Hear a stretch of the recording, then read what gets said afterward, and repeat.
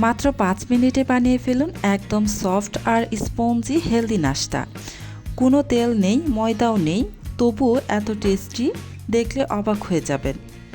প্রথমেই একটি বাটির মধ্যে আমি হাফ কাপ পরিমাণ সুজি নিয়ে নিয়েছি, তারপর হাফ কাপ পরিমাণ পানি দিয়েছি। মানে আমি যতটুকু সুজি ব্যবহার করেছি ঠিক ততটাই এখানে পানি দিয়ে একটি চামচের সাহায্যে নেড়েচেড়ে ভালোভাবে মিশিয়ে নিলাম।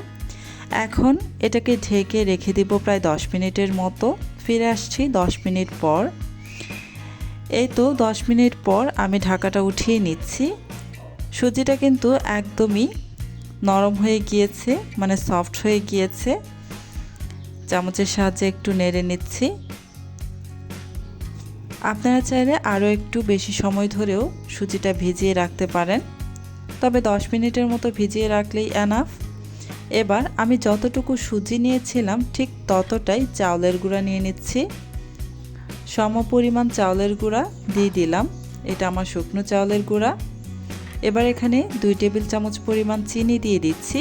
মিষ্টিটা আপনারা আপনাদের ইচ্ছে অনুযায়ী এখানে ব্যবহার করতে পারেন, কম বা বাড়িয়ে আপনারা আপনাদের টেস্ট অনুযায়ী এখানে ব্যবহার করবেন। স্বাদ অনুযায়ী লবণ দিয়ে দিলাম। এবার দিয়ে দিব 3 টেবিল চামচ পরিমাণ গুঁড়া দুধ।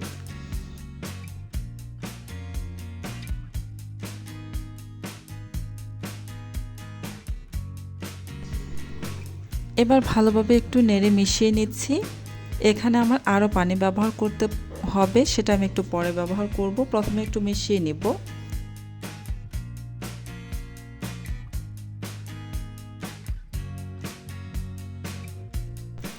এই ব্যাটারটা বানাতে কিন্তু আমি নর্মাল পানিটাই ব্যবহার করছি। এখানে আমি আরও হাফ কাপের মতো পানি নিয়ে সেখান থেকে অল্প অল্প পানি দিয়ে একটা ব্যাটার বানিয়ে নিচ্ছি। ব্যাটারটা না হবে ঘন বা না হবে পাতলা, এমনভাবেই তৈরি করে নিতে হবে। আমি আবারও একটু পানি দিয়ে আবারও একটু নেড়ে ভালোভাবে মিশিয়ে নিচ্ছি। চামচের সাহায্যে আমি ভালোভাবে নেড়ে মিশিয়ে নিচ্ছি। এখন পর্যন্ত যারা আমার ভিডিওটা দেখতেছেন, প্লিজ আপনাদের কাছে আমার একটাই রিকোয়েস্ট, আমার ভিডিওতে একটা লাইক দিয়ে দিবেন। আর আমার চ্যানেলটি যদি আগে থেকে সাবস্ক্রাইব করে দেওয়া না থাকে, আমার চ্যানেলটি সাবস্ক্রাইব করে পাশে থাকা বেল আইকনটি প্রেস করে রাখবেন। এই যে ব্যাটারটা কিন্তু আমার ভালোভাবে ফেটিয়ে নেওয়া হয়ে গিয়েছে। আমি চামচের সাহায্যে খুব ভালোভাবে ফেটিয়ে নিয়েছি। যখন পানিটা সম্পূর্ণ দেওয়া হয়ে গিয়েছে তখন কিন্তু আমি খুব ভালোভাবে প্রায় 5 মিনিট সময় ধরে ব্যাটারটাকে এভাবে চামচের সাহায্যে ফেটিয়ে নিয়েছি।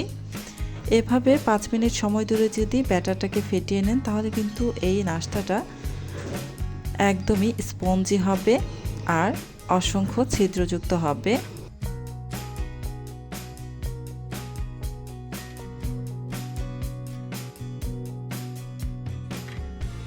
ব্যাটারের ঘনত্বটা আমি আপনাদের দেখিয়ে দিচ্ছি। এই যে দেখুন, একদমই পাতলা বা খুব বেশি ঘনও না। ব্যাটারটা দেখে নিশ্চয়ই বুঝতেই পারছেন আমি কেমন রেখেছি।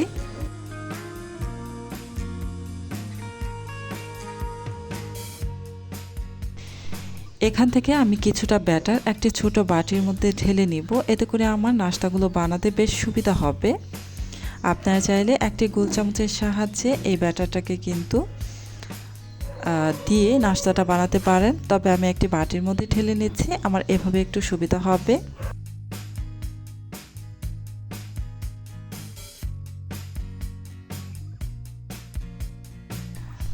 চুলায় একটা প্যান বসিয়ে গরম করে নিচ্ছি। এই প্যানের মধ্যে আমি সামান্য একটু তেল দিয়ে দিব, কয়েক ফোঁটার মতো। তেলটা দিয়ে পুরো প্যানের গায়ে ভালোভাবে লাগিয়ে নিয়ে তারপর এখানে ব্যাটার দিয়ে দিব। এই সামান্য তেল দিবেন, এতে করে এই নাস্তাটা উঠানোর সময় খুব বেশ সুবিধা হবে, মানে লেগে যাবে না। ব্যাটারটা দেওয়ার পর আমি ঢাকনা দিয়ে ঢেকে প্রায় 1 মিনিটের মতো অপেক্ষা করব। 1 মিনিট পর ঢাকনাটা আমি উঠিয়ে নিচ্ছি। এই যে দেখুন, অসংখ্য ছিদ্রযুক্ত নাস্তাটা আমার হয়ে গিয়েছে। নাস্তাটা আমি উঠিয়ে নিচ্ছি। আপনাদের বোঝার সুবিধার্থে আমি আরও একটি নাস্তা বানিয়ে দেখিয়ে দিচ্ছি। এখন আর কোনো তেল ব্যবহার করার কোনো প্রয়োজন নেই, সবগুলো নাস্তা আমি এভাবেই বানিয়ে নিতে পারবো। আবারও আমি কিছুটা ব্যাটার প্যানের মধ্যে ঢেলে নিলাম। এই যে দেখুন, ব্যাটারটা ঢালার পর অসংখ্য ছিদ্র উঠেছে। তারপর ঢাকনা দিয়ে ঢেকে 1 মিনিটের মতো আমি রেখে দিচ্ছি। 1 মিনিট পর আমি ঢাকনাটা উঠিয়ে নিলাম। এই যে দেখুন নাস্তাটা কিন্তু আমার উপর থেকে বেশ ভালোভাবে হয়ে গিয়েছে। এবার আমি নাস্তাটাকে উঠিয়ে নিলাম। এই যে দেখুন কতটা সুন্দর হয়েছে। এই নাস্তাটা বানাতে একদমই কম সময় লাগে, খুব বেশি সময় লাগে না। এভাবেই আমি সবগুলো নাস্তা বানিয়ে নেব। এই নাস্তাটা গুড় আর ফ্রেশ নারিকেল কোরানো একসাথে মিক্স করে পরিবেশন করলে খেতে কিন্তু দারুণ লাগে।